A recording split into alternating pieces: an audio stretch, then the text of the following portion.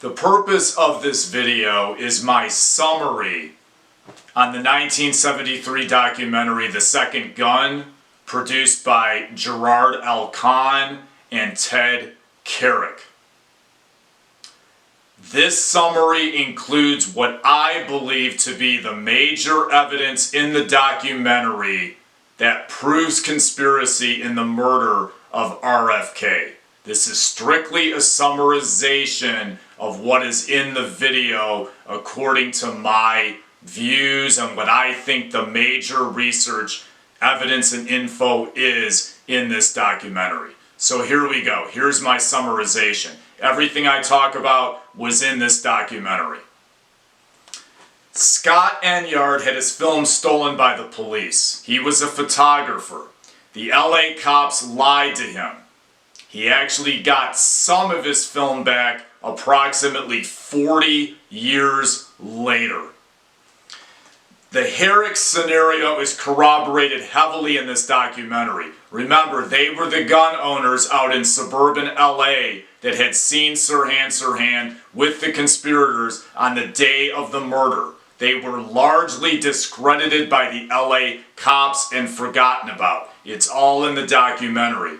Valerie Schulte was not the polka dot dress girl. They actually got the color of the dress wrong. That's in the documentary.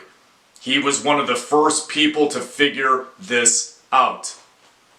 Fahey supposedly met the polka dot dress girl predicting the murder right before the murder. That is in the documentary. Dr. Diamond leads Sirhan on in hypnosis in prison, meaning the hypnosis was conclusion selective. They, meaning the psychologists in jail, wanted to prove he acted alone. They were wrong. Diamond also thought that Sirhan's supposed notebooks and journals were forgeries. Keep in mind, they were based on different scripts. Diamond was not a pro-conspiracy guy, and he was not a pro-Sirhan guy. And he even admitted all these writings supposedly done by Sirhan were forged. They were done in different scripts. They were fakes. The trajectories don't add up, meaning the bullet trajectories don't add up. The stories of Caesar do not add up according to Ted Carrick. Witness Carl Euchre got a threat in the mail against his child according to the documentary. He was a key witness in the pantry. Dwayne Wolfer is largely discredited in the documentary, and I agree with that. Sirhan's 8-shooter shot 9 or more bullets. Physically impossible. Carrick proved this. The bullets don't line up according to the documentary. Most of the evidence does not add up. It's very similar to the shooting of Governor Wallace, supposedly involving accused assassin Arthur Bremer. And it's very similar to the J.D. Tippit killing and the JFK murder, in which Oswald was accused of. In that shooting, the shells or the bullets that killed Tippit do not correlate to Oswald's revolver. It's very similar to other cases. The same thing is going on here, according to the Pease book and in this documentary. The bullet evidence doesn't add up. Wolfer is exposed here.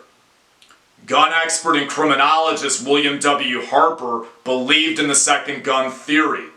He claimed that the lines of trajectories don't add up at all in the documentary. Harper thinks Sirhan's bullets, if he fired any, never even hit RFK. He figured 3 bullets, possibly 2 or 3 guns, but at least 2, and he believed later and even more than 3 bullets. He was a gun expert. He proved all this here. None of this adds up, and he was also harassed. The chain of evidence in the case with the bullets doesn't add up. They're not marked. Evidence disappeared. You can't believe any of it. The evidence was all messed up here, as it was in the JFK murder. It was all manipulated. The evidence in all these assassinations from 63 to 81 was all manipulated, and this is no different. Lastly, in the documentary, he exposes Thane Eugene Caesar. He sold the gun after the murder to a guy in Arkansas named Yoder. That was in September of 68, right after the murder. Caesar lied. The receipt is in the documentary, and it's also in the David Schein book, Contract on America, and in other books. The gun was later stolen from Yoder. Coincidence? I seriously doubt it. Caesar even told Yoder he had fired the gun. Carrick exposed Caesar as a liar.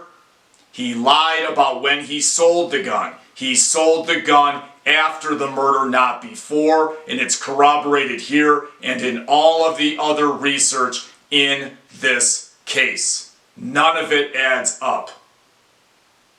Please make a note that next week are my first two parts of my conclusion on this case. Don't miss it. Thank you for your time. It's free to subscribe.